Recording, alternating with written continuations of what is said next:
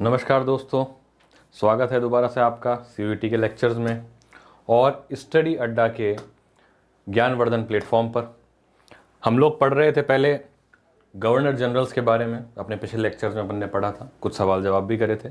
Governor generals को ये अपन और आगे पढ़ाएंगे और अब जिस गवर्नर जनरल के बारे में बात करेंगे हम, वो है डलहौसी। यूँ मान लीजिए कि वॉरेन हेस्टिंग के बाद सबसे इंपॉर्टेंट अगर गवर्नर जनरल कोई है तो दैट इज डलहौसी। ठीक है, क्यों सबसे इंपॉर्टेंट है? क्योंकि एक तो इसको बोला जाता है governor general who modernise the India. Modern India के लिए गवर्नर जनरल जो जाना जाता है वो जाना जाता है लॉर्ड डलहौसी। इसका कार्यकाल क्या रहा है? 1848 से 1856।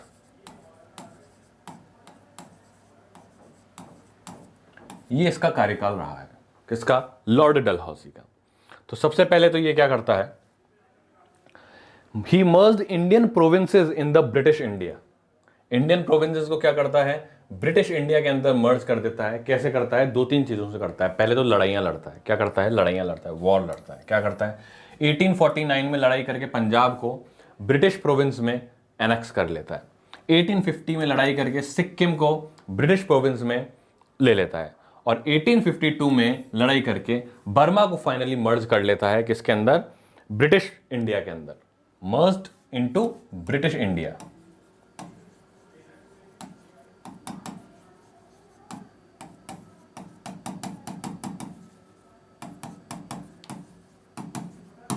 ब्रिटिश इंडिया के अंदर मर्ज कर लेता है। पहली चीज तो ये करता है।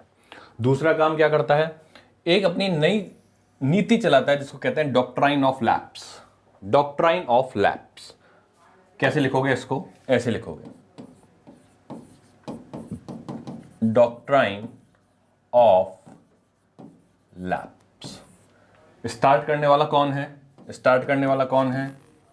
Lord Dalhousie. Lord Dalhousie. ठीक है, अब डॉक्ट्राइन ऑफ लैप्स में वो क्या करता था? इसने बाध्यता कर दी प्रिंसली स्टेट्स के ऊपर कि भाई आप कोई संतान अडॉप्ट नहीं कर सकते हो। अगर आपकी संतान नहीं हुई तो आपका जो राज्य है वो ब्रिटिश प्रोविंस के अंदर मिला लिया जाएगा, जिसको हम आधिपत्य में रखेंगे। अगर आपकी संतान है तो आपको इंडिपेंडेंट छोड़ा जा सकता है। ठीक है, तो ऐसे कई राजा थे, ऐसे कई राजघराने थे जिनकी संतान नहीं हुआ करती थी, उनको अडॉप्ट करना पड़ता था। उनकी ईस्ट इंडिया कंपनी से फिर डायरेक्ट झड़प होने लग गई। क्यों भाई, हमारा राज्य क्यों ले लिया जाएगा? ठीक है ना। तो डॉक्ट्राइन ऑफ लैप्स की वजह से भी 1857 की जो क्रांति हुई है उसका one of the reason was doctrine of lapse that was started by the Lord Dalhousie.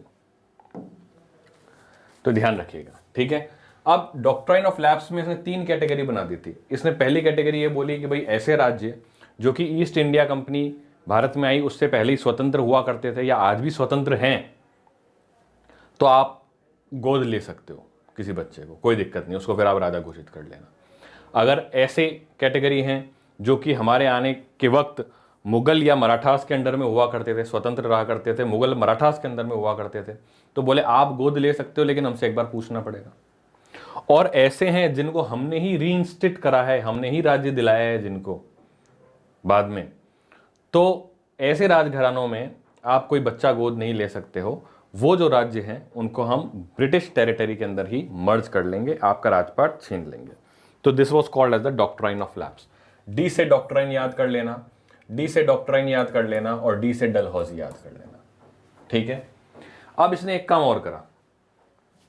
एक आउटराम नाम का आदमी था, उसने अवध के ऊपर एक रिपोर्ट दी। अवध में उस समय राज्य हुआ करता था वाजिद अली शाह का। वाजिद अली शाह के राज को अवध में आउटराम ने यह बताया कि भाई यहाँ पे काफ़ी माल एडमिनिस्ट्रेशन हो रहा है, लॉ एंड ऑर्डर की काफ़ी घटनाएं बढ़ रही हैं और वाजिद अली शाह जो है वो प्रशासन संभाल नहीं पा रहा है।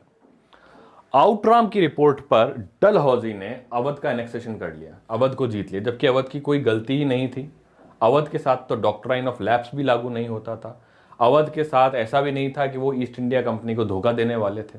ठीक है, फिर भी अवध से राजपाट जो है उसको हटा दिया जाता है और अवध को जो है ईस्ट इंडिया कंपनी के अंदर ब्रिटिश टेरिटरी में इंक्लूड कर लिया जाता है। किसकी रिपोर्ट पे? आउटराम की रिपोर्ट पर। किसकी? कार्यकाल में हुआ था? डलहौजी के कार्यकाल में हुआ था।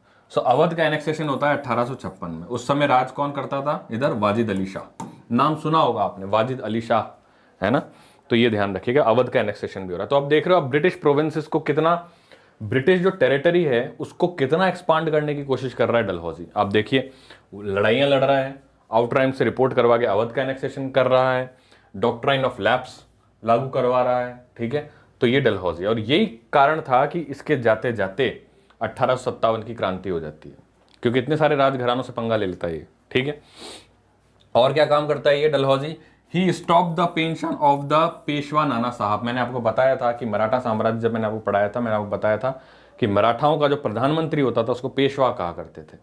तो पेशवा से भी उसकी सल्तनत ले ली जाती है, और जो नाना साहब होते हैं उनको पेंशन डिनाई कर दी जाती है कि भाई आप पेंशन भी नहीं देंगे। जैसे अकबर सेकंड को पेंशन नहीं दे रहे थे, नाना साहब को भी पेंशन नहीं देता है। कौन नहीं देता?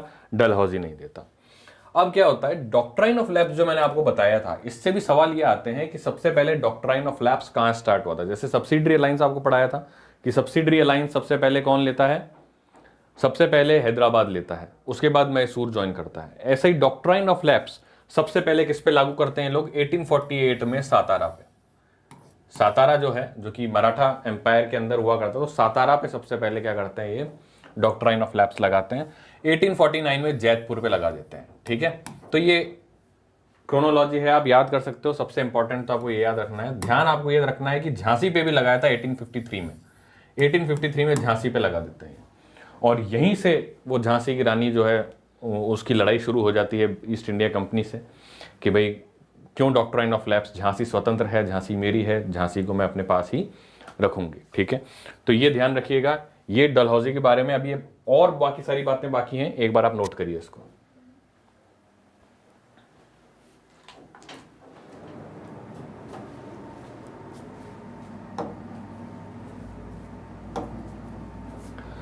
अब मैंने आपको कहा था कि Dalhousie can be termed as the father of the modern India. Dalhousie को मॉडर्न इंडिया का जनक कहा जा सकता है। क्यों कहा जा सकता है?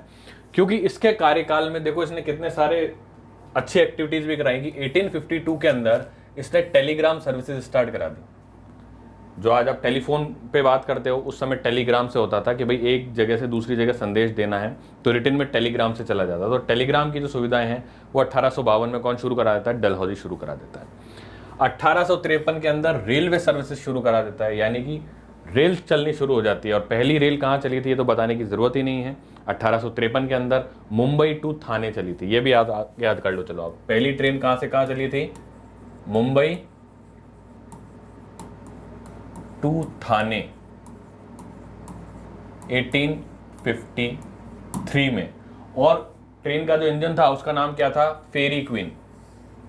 फेरी क्वीन आज भी रेलवे ने इसको संग्रहित करके रखा हुआ है, मॉडल के रूप में रखा हुआ है। फेरी क्वीन जो थी पहला इंजन था, तो 1853 में डलहौजी के टाइम, ठीक है। फिर 1854 के अंदर पोस्टल सर्विसेज, डाक सेवाएं शुरू करवा देता है ऑर्गेनाइज तरीके से। पब्लिक वर्क्स डिपार्टमेंट चालू कर देता है। पीडब्ल्यूडी का फुल फॉर्म क्या होता है? Public works department. तो पब्लिक वर्क्स डिपार्टमेंट चालू करने वाला पहला गवर्नर जनरल कौन है? डलहौजी है। ये यूपी के अंदर गंगा कैनाल बनवाता है, इरिगेशन के लिए यूपी के अंदर गंगा कैनाल बनवाता है। ये गंगा कैनाल वो नहीं है जो महाराजा गंगा सिंह ने राजस्थान के अंदर बनवाई थी, वो अलग है, ये गंगा कैनाल अलग है, ठीक है।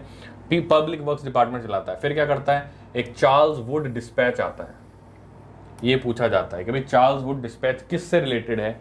चार्ल्स वुड डिस्पैच एक रिपोर्ट है जो कि एजुकेशनल रिफॉर्म्स से रिलेटेड है, कि भारत में किस तरीके की एजुकेशन दी जानी चाहिए, उसकी प्रक्रिया क्या होनी चाहिए। That is called as Charles Wood dispatch, ठीक है। कब आया था? 1854 में आया था। उस समय कौन गवर्नर जनरल था? तो उस समय गवर्नर जनरल डलहौजी था। एजुकेशन को लेकर के था, ये मैंने लिखा हुआ है, एजुकेशन से रिलेटेड है। इतना फेमस हुआ कि इसको Magna carta of the education system in India बोला जाने लग गया। मैग्ना कार्टा भी इसको बोलने जाने लग गया। चार्ल्स वुड डिस्पैच आप याद रखिएगा, ठीक है। फिर इसने कुछ मिलिट्री रिफॉर्म्स करे थे। इसको ये अंदेशा हो गया था कि मैं जितने कांड कर रहा हूँ, मैं जो कर रहा हूँ कि भाई डॉक्ट्राइन ऑफ लैप्स कर रहा हूँ, लड़ाइयाँ लड़ रहा हूँ, अवध का एनेक्सेशन मैंने कर लिया है, तो कहीं ना कहीं रिवॉल्यूशन हो सकता है, कहीं ना कहीं क्रांति हो सकती है, ये इसको दिमाग में था।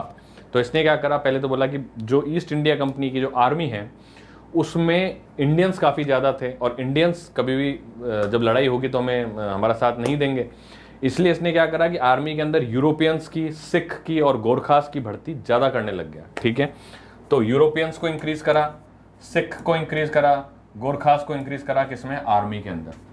भाई इनके लेवल बढ़ाओ। ठीक है, आर्टिलरी का जो हेडक्वार्टर है वो मेरठ ले गया। पहले सबका हेडक्वार्टर एक ही जगह हुआ करता था, कलकत्ता में। तो कलकत्ता पे अगर किसी ने आधिपत्य हासिल कर लिया तो इसका मतलब ईस्ट इंडिया कंपनी तो गई। तो इसने सारे जो हेडक्वार्टर्स थे उनको शिफ्ट करना शुरू करा, ताकि एक हेडक्वार्टर चला भी जाए तो दूसरे हेडक्वार्टर से काम चल जाए। तो आर्टिलरी का हेडक्वार्टर इसने मेरठ में शिफ्ट कर दिया। फिर क्या करा इसने, जो मिलिट्री का मेन हेडक्वार्टर था उसको शिमला ले गया। मिलिट्री का जो मेन हेडक्वार्टर उसको कहाँ ले गया? शिमला ले गया। तो ये डलहौजी के बारे में तमाम बातें हैं, आप एक बार इन स्लाइड्स को नोट करिए, फिर आगे चलते हैं।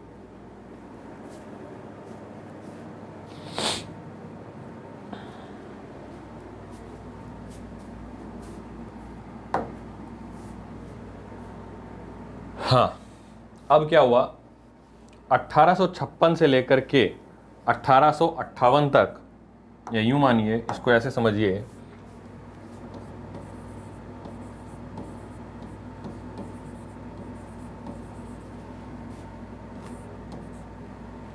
ये कार्यकाल रहा लॉर्ड कैनिंग का। और लॉर्ड कैनिंग क्यों फेमस है? कि कांड तो करके गया डलहौजी, भुगतना पड़ गया लॉर्ड कैनिंग को। इसके कार्यकाल में 1857 में क्रांति हो जाती है, 1857 रिवॉल्यूशन हो जाता है। ठीक है, जिसके अंदर मैं आपको 1857 और डिटेल में पढ़ाऊंगा अभी कि क्या क्या हुआ था। तो 1857 में जैसे कि वो झांसी की रानी वाला आपने युद्ध पढ़ा था,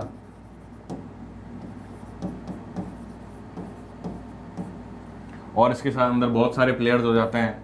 लक्ष्मीबाई पढ़ा होगा आपने,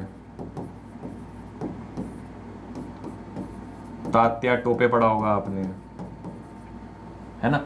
तो ये खाली एक एग्जांपल देने के लिए 1857 की क्रांति कौन सी वाली क्रांति के बारे में बात कर रहा हूं। ठीक है, ये क्रांति हो जाती है, स्पॉय म्यूटिनिटी हो जाती है।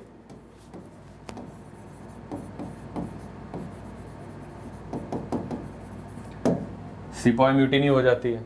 ठीक है, तो ब्रिटिश सरकार जो लंदन में बैठी हुई थी उसको लगता है कि भैया ईस्ट इंडिया कंपनी ढंग से अपना काम नहीं कर रही है और अराजकता की सी स्थिति उत्पन्न करती है।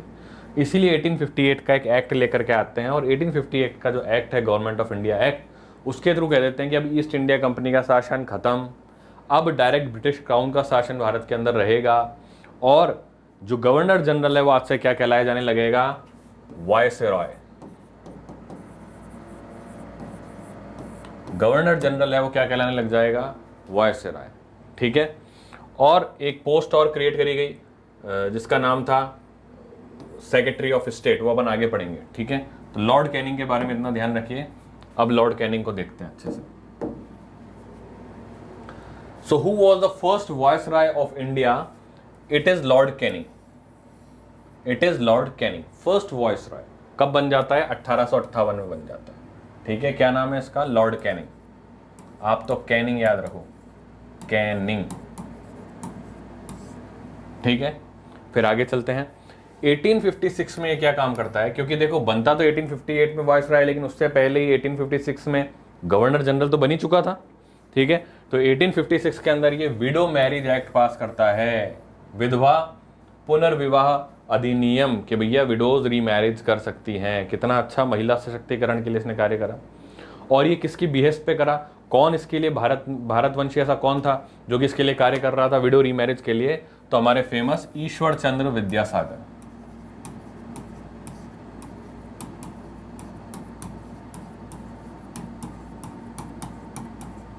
ये बहुत कार्य कर रहे थे विडो रीमैरिज के लिए।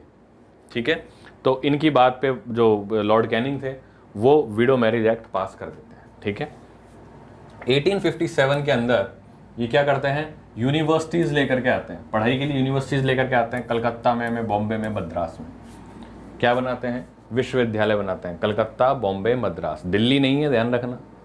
दिल्ली उस समय तक मुगल एम्परर का ही एक छोटा सा गढ़ बना हुआ था। मेन तो प्रेसिडेंसीज यहाँ पे थी, कलकत्ता, बॉम्बे, मद्रास में। तो यहाँ पे यूनिवर्सिटीज बनती हैं। 1861 के अंदर हाई कोर्ट अधिनियम लेकर के आते हैं, और हाई कोर्ट का एस्टेब्लिशमेंट होता है मद्रास और कलकत्ता में। ये सब कैनिंग कर रहा है। ठीक है। 1860 में प्रथम इकोनॉमिक रिफॉर्म्स लेकर के आते हैं, जिसके अंदर प्रथम बार बजट नाम की कोई चीज़ इंडियन काउंसिल में रखी जाती है, यानी कि जो विधान परिषद हैं, आपके जो ये हैं लेजिस्लेटिव काउंसिल्स हैं, इनके अंदर जो है बजट नाम की चीज़ रखी जाती है, और उस बजट में कहा जाता है कि 1% इनकम टैक्स लिया जाएगा। तो ये पहला इकोनॉमिक रिफॉर्म मान लो आप, एक तरीके से बजट नाम की कोई चीज़ डिस्कस करी जाती है। तो ये किसके कार्य में करी जाती है? लॉर्ड कैनिंग के कार्य में करी जाती है, ठीक है। So this was about Lord Canning, एक बार नोट करिए।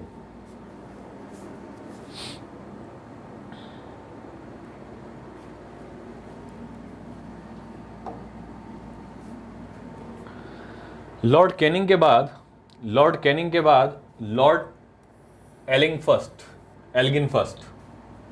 लॉर्ड एल्गिन फर्स्ट, ये 1862 से 1863 तक रहते हैं। देखिए मैंने शॉर्ट फॉर्म में लिख रखा है, बाकी आप समझ ही गए होंगे कि 1862 से 1863 तक है लॉर्ड एल्गिन, ठीक है।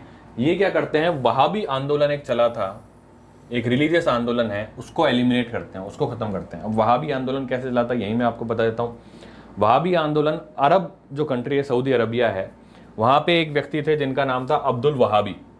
तो अब्दुल वहाबी स्टार्ट करते हैं, ठीक है, और उन्हीं के नाम से ये वहाबी आंदोलन पड़ जाता है। साउथ, ये जो अरब कंट्री है वहाँ के रहने वाले थे, वहाँ पे स्टार्ट हुआ था।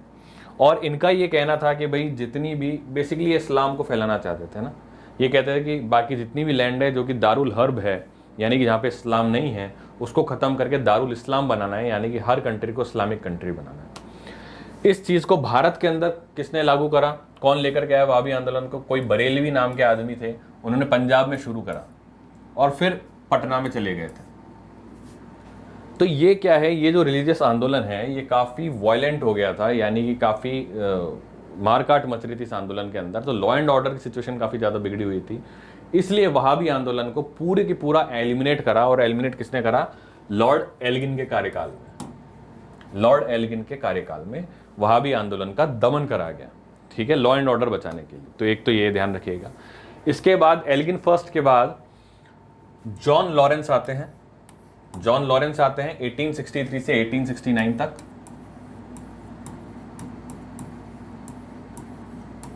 अब इस टाइम तक क्या होगा, 65 के बाद के 1865 का जितना भी कार्यकाल है उसमें भारत के अंदर फेमाइन बहुत ज़्यादा आएगा। तो आप देखोगे अब जो गवर्नर जनरल्स बनेंगे या अब जो वाइसराइज बनेंगे, उनके टाइम में फेमाइन कमीशंस बहुत ज़्यादा आने लग जाएंगे, है ना, काफ़ी ज़्यादा अकाल पड़ने लग जाएगा। सारे फेमाइन कमीशन तो हमें याद रखने नहीं है, इंपॉर्टेंट जो याद करने लायक होंगे वो मैं आपको भी बता दूंगा, ठीक है। तो जॉन लॉरेंस के बारे में इतना ध्यान रखना कि इनके काल में पहला फेमाइन कमीशन बना था, बात खत्म। और जिसको चेयर किसने करा था? कोई कैम्पबेल नाम का आदमी था, कैंपबेल नाम का आदमी था जिसने फेमाइन कमीशन को चेयर करा था जॉन लॉरेंस के टाइम पर। बस इतना ही याद रखना है, ठीक है, क्योंकि फेमाइन कमीशन आगे और आएंगे। उसके बाद एक आदमी आता है लॉर्ड मेयो, ये इंपॉर्टेंट है। उसके बाद में एक आदमी आ रहा है लॉर्ड मेयो, ये इंपॉर्टेंट है क्योंकि 1872 में सर्वप्रथम भारत के अंदर जनगणना करवाने वाला व्यक्ति लॉर्ड मेयो था। परंतु वो एक एक्सपेरिमेंटल जनगणना थी, ऑर्गेनाइज तरीके से जनगणना इसने नहीं करा पाया था, फिर भी स्टार्ट इसने करी थी, ठीक है। सो 1872 में एक्सपेरिमेंटल सेंसस करवाता है कौन? Lord Mayo. दूसरा क्या करता है, ये फाइनेंशियल डिसेंट्रलाइजेशन करवाता है। फाइनेंशियल डिसेंट्रलाइजेशन का मतलब होता है वित्तीय विकेंद्रीकरण। इसका मतलब ये हुआ कि जो पहली पावर बजट की और फाइनेंस की पूरी पावर जो केंद्र के पास हुआ करती थी, जो कि गवर्नर जनरल के पास हुआ करती थी, वो सारा उसने डिपार्टमेंट्स को दे दिया। बोले कि भैया आप, मैं बहुत सारे डिपार्टमेंट भी बन गए, वो डलहौजी PWD डिपार्टमेंट बना गया था, धीरे धीरे एग्रीकल्चर डिपार्टमेंट भी बन गए हैं और भी डिपार्टमेंट बने हैं। तो बोले अब आप डिपार्टमेंट्स को बजट दे दिया गया है, आप अपने बजट्स को यूटिलाइज करिए और कार्य करिए। तो financial decentralization in the departments किसने करा? लॉर्ड मेयो ने करा, ठीक है, ये ध्यान रखिएगा। ये क्या हुआ, ऐसे ही सेल्यूलर जेल में विजिट करने के लिए गया। सेल्यूलर जेल कहाँ है पता है आपको? अंडमान निकोबार में। वहाँ पे विजिट करने के लिए गया, तो वहाँ पे कोई बंदी था जिसका नाम था शेर खान। वो शेर खान ने इसको मार दिया, लॉर्ड मेयो को। तो बस इतनी बात याद रखनी है लॉर्ड मेयो के बारे में, ठीक है, ध्यान रखना। एक चीज़ और आपसे कई बार पूछा जा सकता है कि राजस्थान के अजमेर में एक कॉलेज है, मेयो कॉलेज, जहाँ पे राजा महाराजा के जो बेटे हुआ करते, राजकुमार हुआ करते थे, पढ़ा करते थे, और आज भी उसकी फीस इतनी ज़्यादा है कि काफ़ी बड़े बिजनेसमैन के बेटे ही वहाँ पढ़ते हैं, बच्चे ही वहाँ पढ़ते हैं। तो मेयो कॉलेज बेसिकली स्कूल था। तो वो किसने एस्टेब्लिश करा था? तो नॉर्मली अपन टिक कर देते हैं मेयो को लेकर के, पर ऐसा नहीं है। मेयो के जाने के बाद जो नेक्स्ट वायसराय आएंगे वो मेयो कॉलेज की स्थापना करेंगे। वो मेयो कॉलेज स्टार्ट उनके काल में होगा, लेकिन इनकी याद में होता है, इसलिए मेयो नाम दिया गया था उस कॉलेज को या स्कूल को। ठीक है, तो ये ध्यान रखिए। फिर आगे चलते हैं।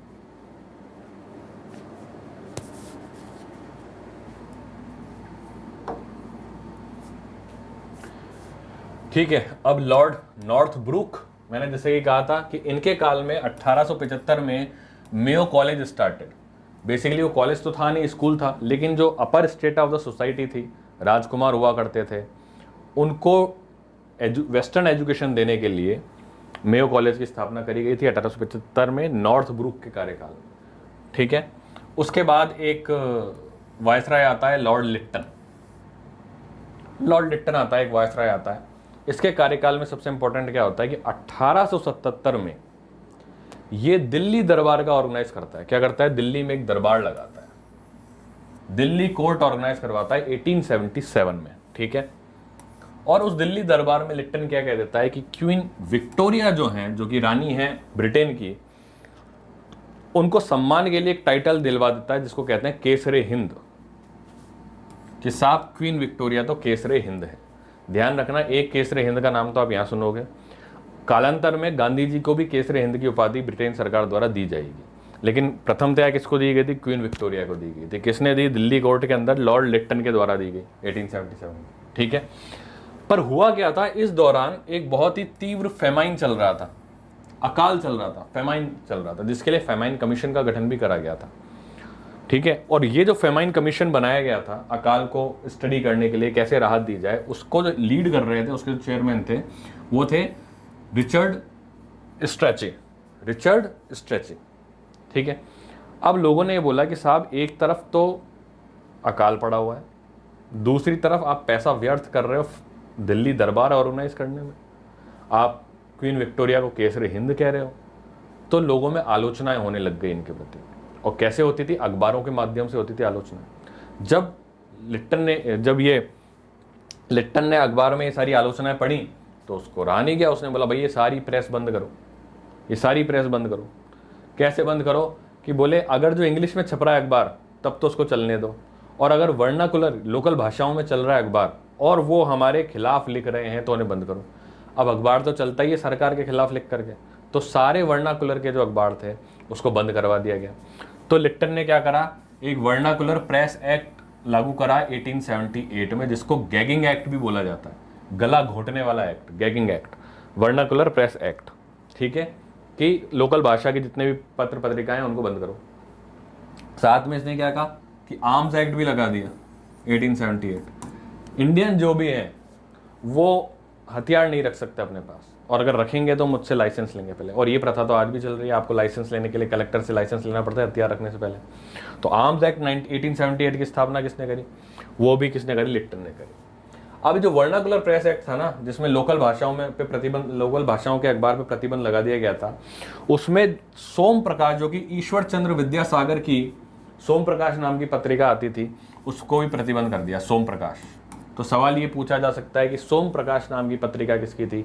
ईश्वर चंद्र विद्यासागर की थी। एक पत्रिका और हुआ करती थी, अमृत बाजार पत्रिका, जिसके एडिटर हुआ करते थे मोतीलाल घोष। अमृत बाजार पत्रिका जिसके एडिटर हुआ करते थे मोतीलाल घोष। इन्होंने दिमाग लगाया, इन्होंने बोला कि यार मैं बंगाली की जगह इंग्लिश में छापना शुरू कर दूंगा, क्योंकि ये वर्नाकुलर प्रेस एक्ट है, यानी कि लोकल भाषाओं के अखबार जो हैं उनको रोकेगा, इंग्लिश पे ऐसा कोई रोक टोक नहीं है। तो इन्होंने अपनी भाषा का चेंज क्या कर दिया? इंग्लिश कर दिया, अमृत बाजार पत्रिका, जिसके एडिटर कौन थे? मोतीलाल घोष। ठीक है, तो एक तो ये ध्यान रखना है। तो लिट्टन के बारे में आपको इतना ही ध्यान रखना है, एक बार आप नोट कर लीजिए।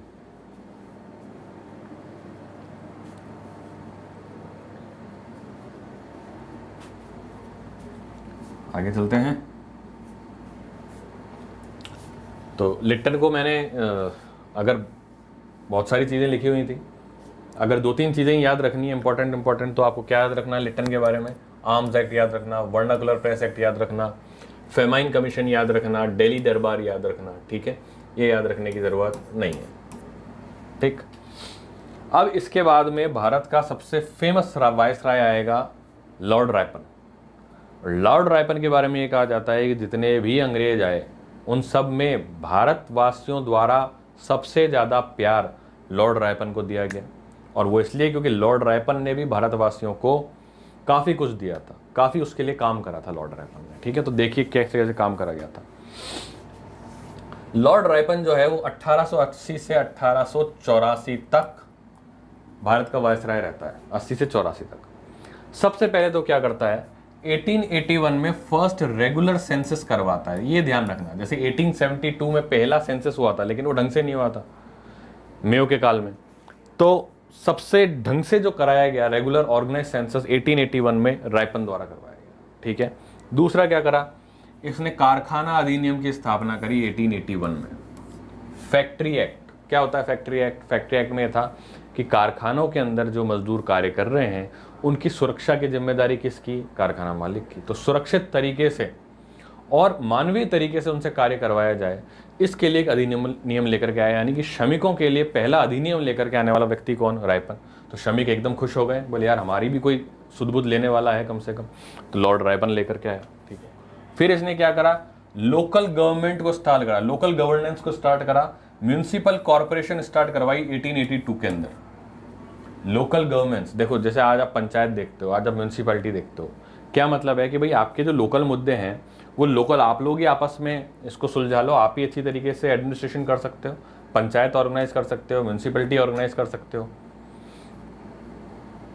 भारत सरकार को भी एक संवैधानिक संशोधन के द्वारा ये लागू करना पड़ा था लोकल सेल्फ गवर्नमेंट। ठीक है, आसान नहीं था, लेकिन लॉर्ड रायपन ने उस समय ये जो लोकल सेल्फ गवर्नमेंट है इसको चालू करवाया था, इसलिए इसको कहते हैं father of local self government, Lord Ripon. ठीक है, लोकल सेल्फ गवर्नमेंट का मतलब होता है म्यूनिसिपैलिटीज का ऑर्गेनाइज करवाना। ठीक है, फिर इसने क्या करा, मैसूर का मर्जर हुआ था, पुराने टाइम में हुआ था, विलियम बेंटिक के टाइम में मैसूर जो राज था उसका मर्जर कर लिया था ब्रिटिश ईस्ट इंडिया कंपनी में। ब्रिटिश जो टेरिटरी है उसके अंदर उसका मर्जर कर लिया था, तो मैसूर के मर्जर को डीमर्जर करा कि नहीं साहब मैसूर को आप स्वतंत्र छोड़ दो। तो मैसूर को मर्ज जो पहले आदेश हुआ था उसको क्या कर देता है, एनल कर देता है, उसको कैंसिल कर देता है। फिर क्या करता है, वर्नाकुलर प्रेस एक्ट आया था, किसने चलाया था? लिट्टन ने चलाया था, जिसकी बहुत बुराई हुई थी। रायपन आके कहता है खत्म, कोई वर्नाकुलर प्रेस एक्ट नहीं है, प्रेस आज़ाद है। प्रेस कैसी है? आज़ाद है, आलोचना करेगी तो करेगी। ठीक है, तो वर्नाकुलर प्रेस एक्ट को है, इसको ऐसे आप लिखो,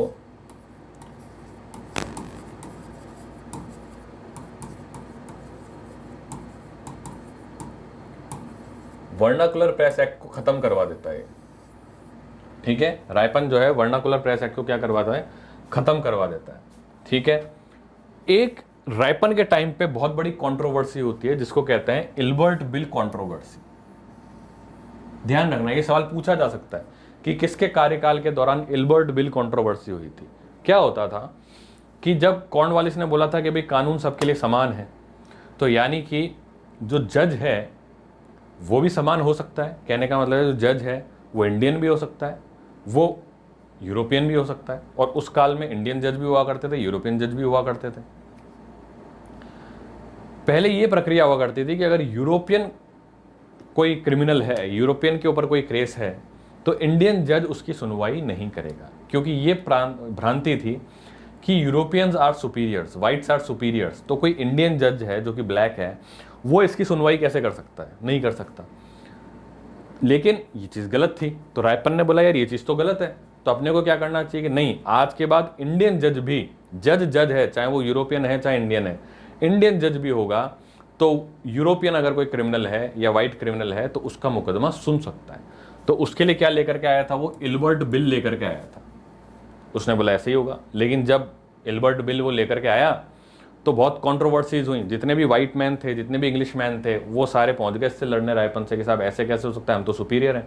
ठीक है, तो इल्बर्ट बिल कंट्रोवर्सी जो है वो 1883 में रायपन के टाइम पे हुई थी। बेसिकली वो भारतीय न्यायाधीशों को एट पार लेकर के आना चाहता था, वाइट जो ब्रिटिशर्स न्यायाधीश थे उनके पार लेके आना चाहता था, अच्छा काम कर रहा था। इस कंट्रोवर्सी को ही बोलते हैं सेकंड व्हाइट रिवॉल्ट, क्योंकि जितने व्हाइट मैन थे वो इसके अगेंस्ट हो गए कि साहब ऐसे कैसे हो सकता है। तो ये ध्यान रखिएगा। तो इतना अच्छा आदमी था रायपन, उसने सारे अच्छे अच्छे काम करे थे, सारे अच्छे अच्छे काम करे उसने। तो क्या हुआ, जब रायपन यहां से विदा हुआ इंग्लैंड के लिए जब उसका कार्यकाल खत्म हो गया तो हर स्टेशन पर उसको भारतीयों द्वारा स्वागत करा गया। जितने नेता थे वो माला पहनाते थे, उसका स्वागत करते थे, ठीक है। तो बहुत प्रेम करते थे लॉर्ड रायपन से भारतवंशी जितने भी थे, ठीक है। फ्लोरेंस नाइटिंगेल एक नर्स हुआ करती थी, उन्होंने लॉर्ड रायपन के बारे में बोला that Ripon was the reviver of India. Ripon was reviver of India, India को रिवाइव करने के लिए आया था वो, ठीक है। तो this is all about Lord Ripon, note करो।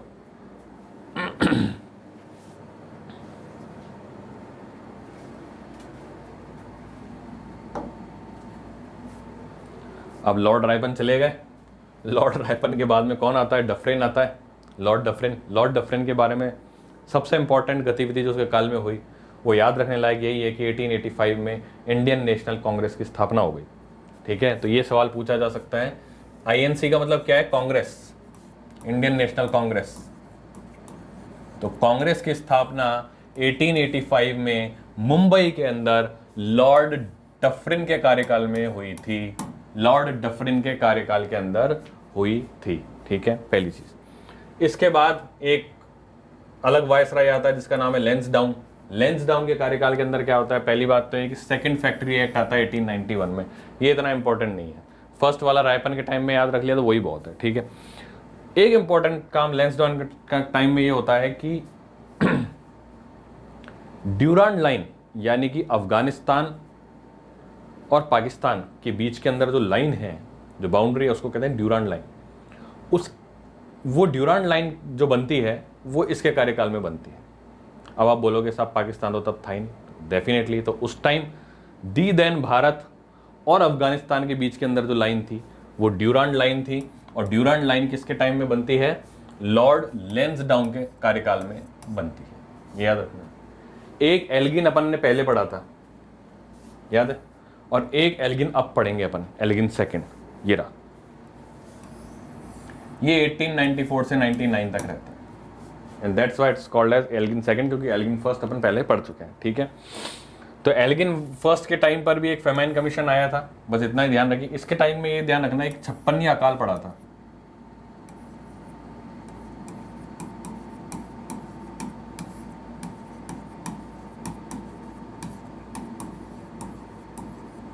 जाते जाते एक बहुत बड़ा अकाल भारत के अंदर में पड़ा था जिसको कहते हैं 56 अकाल। एल्गिन सेकंड जा रहा था और कर्जन आ रहा था, तब ये 56 अकाल पड़ा था। एल्गिन सेकंड ने एक बात बोली थी, याद रहे तो ठीक, न याद रहे तो ठीक, कि भाई भारत को तलवार के जोर पे जीता गया है और तलवार के जोर पर ही इसको हम अपने पास कायम रखेंगे। तो ये एल्गिन सेकंड के वर्ड्स थे, ठीक है, एक बार नोट कर लो।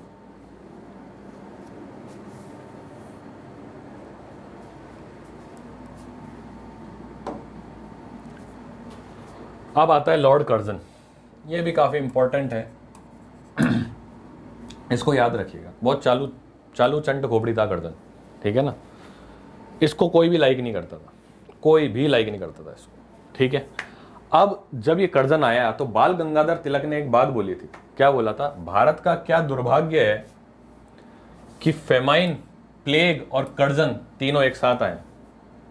भारत का क्या दुर्भाग्य है कि अकाल, प्लेग जैसी बीमारी और कर्जन जैसा वायसराय तीनों भारत में एक साथ आए हैं। किसने कहा था? बाल गंगाधर तिलक ने कहा था।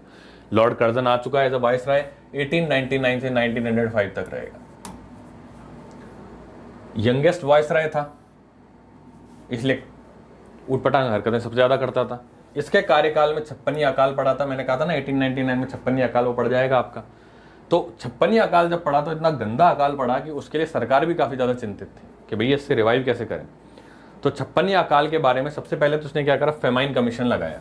तो ये फेमाइन कमीशन इंपॉर्टेंट है क्योंकि 56 अकाल से रिलेटेड है। तो फेमाइन कमीशन 56 अकाल में बनाने वाला कर्जन था।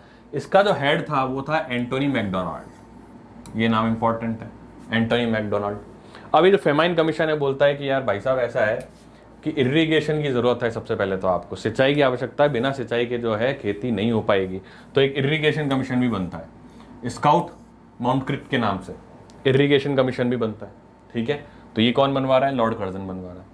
फिर किसी ने कर्जन को ये आइडिया दिया कि भाई किसानों के पास तो पैसा ही नहीं है खेती करने के लिए, फेमाइन जाएगा कहाँ से? तो इसने बोला कोई बात नहीं यार, अपन लोन देंगे। कैसे लोन देंगे? 1904 में इसने कोऑपरेटिव सोसाइटी एक्ट पास कर दिया। 1904 में इसने कोऑपरेटिव सोसाइटी एक्ट पास कर दिया कि जो गरीब फार्मर्स हैं उनको हम लोन देंगे ताकि वो खेती कर सकें। तो इरिगेशन के लिए 2-3 काम उसने करे, फेमाइन कमीशन लगाया एंटोनी के हेड में, इरिगेशन कमीशन सिंचाई के लिए बनवाया, फिर कोऑपरेटिव सोसाइटी एक्ट लोन के लिए बनवाया फार्मर्स के लिए। ये सब 56 अकाल से निपटने के लिए कर्जन ने करवाया, पहली चीज। दूसरी चीज इसने क्या करा कि एक पुलिस कमीशन की स्थापना करी गई जो कि एंड्रयू फ्रेजर नाम के चेयरमैनशिप के अंदर एक पुलिस कमीशन बनवाया गया। पहला पुलिस रिफॉर्म्स जो है वो कॉर्नवालिस ने करा था, उसके बाद पुलिस कमीशन रिफॉर्म्स जो है वो आप देखोगे कर्जन के टाइम पे एंड्रयू फ्रेजर नाम के व्यक्ति के चेयरमैनशिप में पुलिस कमीशन की स्थापना करवाता है। दूसरा क्या काम करवाता है, आर्कियोलॉजिकल सर्वे ऑफ इंडिया 1904 में इसकी स्थापना करवाता है। किसकी करवाता है, आर्कियोलॉजिकल सर्वे ऑफ इंडिया 1904 कौन बनवाता है, लॉर्ड कर्जन बनवाता है। ये पूछा जा सकता है जैसे कि PWD किसने बनवाया, डलहौजी ने बनवाया, तो आर्कियोलॉजिकल सर्वे ऑफ इंडिया जिसको ASI बोलते हैं किसने बनवाया, कर्जन ने बनवाया। ठीक है, एक और चीज इसको ये पता था भाई को कि ब्रिटिश गवर्नमेंट जो है उसके खिलाफ भारतीयों में आक्रोश है, और ये आक्रोश कहां से पनप रहा है, 2 जगह से। बोले जो नेशनल मूवमेंट चल रहा है, जो आंदोलन चल रहा है, उसके 2 मेन कारण हैं। हमारे खिलाफ जो आंदोलन चल रहा है उसके 2 मेन कारण है। पहला तो ये कि सबसे ज्यादा जो रिवॉल्यूशनरी गतिविधियां हो रही हैं, जो नेता निकल रहे हैं, कहां से निकल रहे हैं, बंगाल से निकल रहे हैं। आप देखो सारे फेमस नेता उस समय बंगाल से निकलते थे।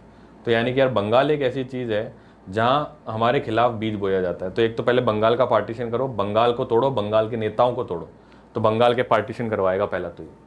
दूसरा काम क्या करता है, बोले यार ये सबसे ज़्यादा जो नेता उत्पन्न होते हैं ना, उनको समर्थन देने वाले होते हैं, वो यूनिवर्सिटीज़ में पैदा होते हैं। यानी जो स्टूडेंट्स हैं जो ज्ञान प्राप्त कर लेते हैं, तो वो नेता बनने के ख्वाहिश के अंदर जो है गवर्नमेंट के खिलाफ चले जाते हैं। तो बोले यूनिवर्सिटीज़ को कंट्रोल करो, यूनिवर्सिटीज़ में पॉलिटिक्स नहीं होनी चाहिए।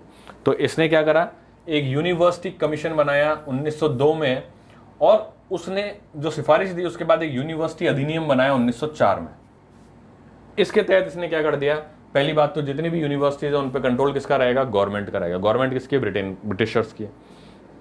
दूसरी चीज, खाली पढ़ाई होगी यूनिवर्सिटी में और कोई काम नहीं होगा। ये नहीं कि आप गॉसिप्स कर रहे हो, पॉलिटिकल चीज़ों पे डिस्कस कर रहे हो, पढ़ाई करो, लैब्स में जाके अपना पढ़ाई करनी है, लेबोरेटरी होगी या लाइब्रेरी होगी। इसने यही बोला, या तो लेबोरेटरी होगी या लाइब्रेरी होगी आप, या फिर क्लासरूम होगा। इसके अलावा और कोई पॉलिटिकल बातचीतों के लिए आपको गपशप नहीं मारनी है। तो यूनिवर्सिटी एक्ट में ये सारी चीज़ें थी। फिर इसने क्या करा कि बोले कलकत्ता में म्यूनिसिपल कॉर्पोरेशन जो है वहां पर भी काफ़ी पॉलिटिकल एक्टिविटीज होती है, उनको भी कर्व करना है। तो कलकत्ता म्यूनिसिपल एक्ट बनवाया 1899 में। कलकत्ता म्यूनिसिपल एक्ट बनवाया 1899 में। और इंडियन टोकन करेंसी एक्ट बनवाया 1899 में, जहां पे इसने ये कर दिया कि भाई 1 पाउंड की कीमत 15 रुपए के बराबर होगी। 1 पाउंड की कीमत 15 रुपए के बराबर होगी। इसने अपने आप ही डिसाइड कर लिया फिक्स्ड इकोनॉमी की तरह कि भैया हमारा जो पाउंड है वो तुम्हारे 15 रुपए के बराबर है, यानी कि रुपये की वैल्यू डिमीन कर दी। ठीक है, तो ये चीज़ कुछ उसने करी थी, ध्यान रखिएगा। गोपाल कृष्ण गोखले का कहना था कि जो कर्जन है वो औरंगजेब के समान है। गोपाल कृष्ण गोखले का कहना था कि जो कर्जन है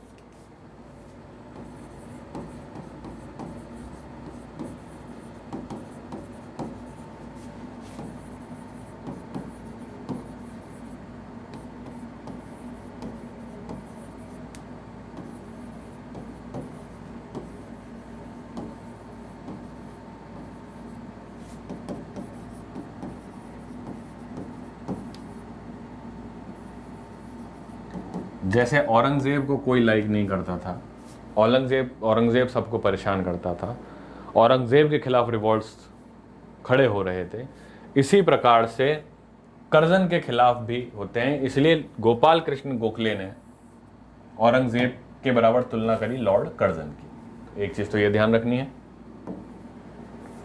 ये सारी चीजें आपको ध्यान में रखनी है। ठीक है, एक बार इसको नोट कर लो कर्जन को, फिर आगे और चलेंगे।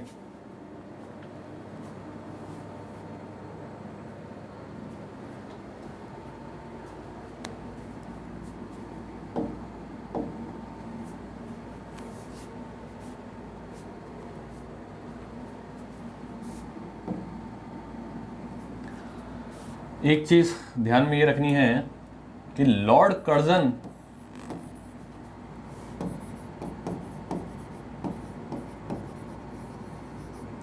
announced partition of Bengal in 1905 AD। ये फैक्ट याद रखिएगा, रट लीजिएगा, सवाल आ सकता है। ईस्ट बंगाल और वेस्ट बंगाल की तरीके से उसने पार्टीशन करने की कोशिश करी लॉर्ड कर्जन ने, ताकि नेशनलिस्ट मूवमेंट्स जो हैं, जो ब्रिटिशर्स के खिलाफ हैं, वो कर्ब हो जाए बंगाल के अंदर। हिंदू मुस्लिम यूनिटी पर भी ठेस पहुंचाने की कोशिश करी इस पार्टीशन के द्वारा लॉर्ड कर्जन ने। बाकी इसको डिटेल में अपन जब इंडियन नेशनल कांग्रेस और आगे चर्चा करेंगे तो और डिटेल में इसको पढ़ लेंगे। अभी के लिए आप इतना याद रखिएगा, ठीक है। कर्जन के बाद में मिंटो सेकंड आता है। मैंने आपको बताया था कि मिंटो फर्स्ट वो 1809 में था, तो मिंटो सेकंड जो है वो 1905 से 1910 के बीच में आता है, ठीक 100 साल बाद। इसके बीच के अंदर कार्यकाल में सबसे इंपॉर्टेंट चीज़ ये आती है कि मॉर्ले मिंटो रिफॉर्म्स 1909 स्टार्ट होता है। ये MM एक्ट क्या है? Morley Minto.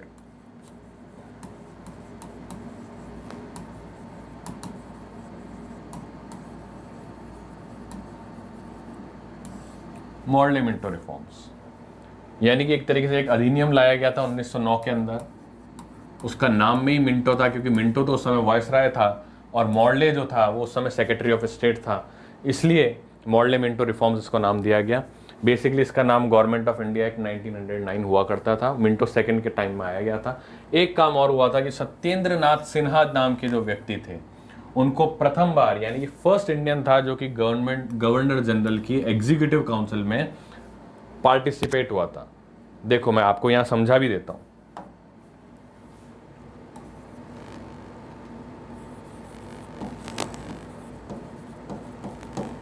गवर्नर जनरल जो रूल करा करता था ना, वो दो तरीके से करा करता था। एक तो होती थी उसकी एग्जीक्यूटिव काउंसिल,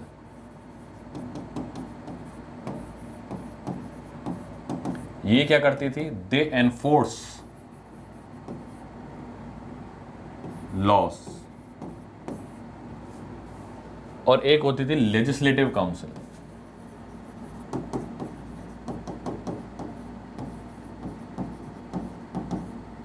ये क्या करते थे? दे फॉर्म लॉस, ठीक है ना। तो एग्जीक्यूटिव काउंसिल के अंदर जो फर्स्ट इंडियन एंट्री लेता है वो कौन थे?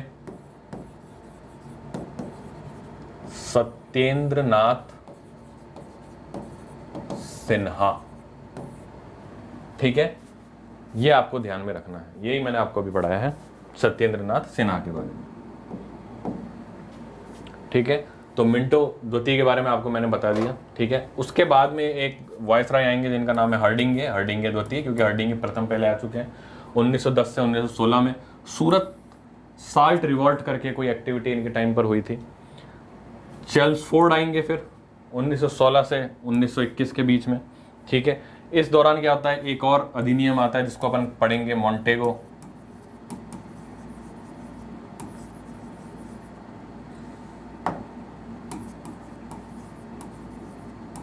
चेल्मसफोर्ड रिफॉर्म्स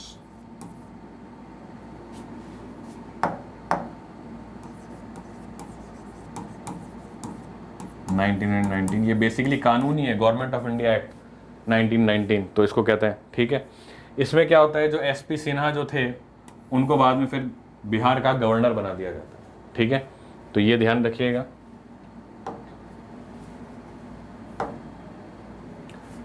फिर लॉर्ड रीडिंग आते हैं 1921 से 1926 में। ये जूइश थे, ये क्रिश्चियन नहीं थे, ये जूइश थे। तो ये पूछा जा सकता है कौन जूइश थे, कौन से जो वायसराय थे वो जूइश थे, तो लॉर्ड रीडिंग थे। उसके बाद में लॉर्ड इरविन आते हैं 1526 से 1531 में। साल्ट सत्याग्रह जो दांडी मार्च हुआ था, फेमस गांधी जी का दांडी मार्च 1930 वाला, वो लॉर्ड इरविन के टाइम में हुआ था। हालांकि इसको और डिटेल में अपन आगे पढ़ेंगे, ठीक है। फिर लॉर्ड विलिंगटन आते हैं, ठीक है, 1931 से 1936 तक। ये मुस्लिम से काफ़ी ज़्यादा फेमस थे, that's why he called himself as the Mussolini, ठीक है। ये इंटरनेशनल हिस्ट्री में जब अपन पढ़ेंगे तब पढ़ेंगे मुसोलिन कौन था, ठीक है। फिर लॉर्ड लिनलिथगो, इनको याद रखिएगा। क्यों? क्योंकि एल से लिनलिथगो और एल से लॉन्गेस्ट टेन्यूर, लॉन्गेस्ट टेन्योर था लिनलिथगो का,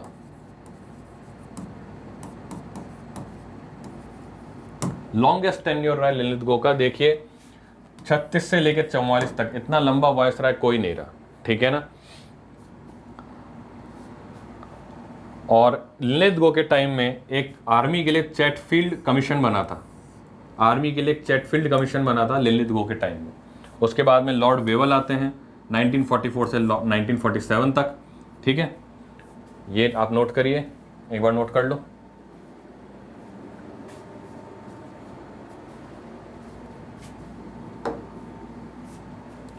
उसके बाद में लॉर्ड माउंटबेटन आते हैं 1947 1948। देखो ये टाइम वो है, अब भारत आज़ाद होने लग गया है, भारत आज़ाद हो जाएगा 15 अगस्त 1947 को। तो 15 अगस्त 1947 को भारत का जो गवर्नर जनरल या सो कॉल्ड वायसराय बोलते हो आप, last viceroy of British India and first governor general of the free India. British India में तो वायसराय कहा जाता था। तो जिस रात को भारत आज़ाद हुआ उस समय वायसराय कौन था? माउंटबेटन। और ऐसा तो नहीं कि उसके बाद तुरंत वो चला जाएगा, अगर तुरंत चला जाएगा तो फिर यहाँ पे तो अराजकता फैल जाएगी, तो वो वहाँ पे रुका।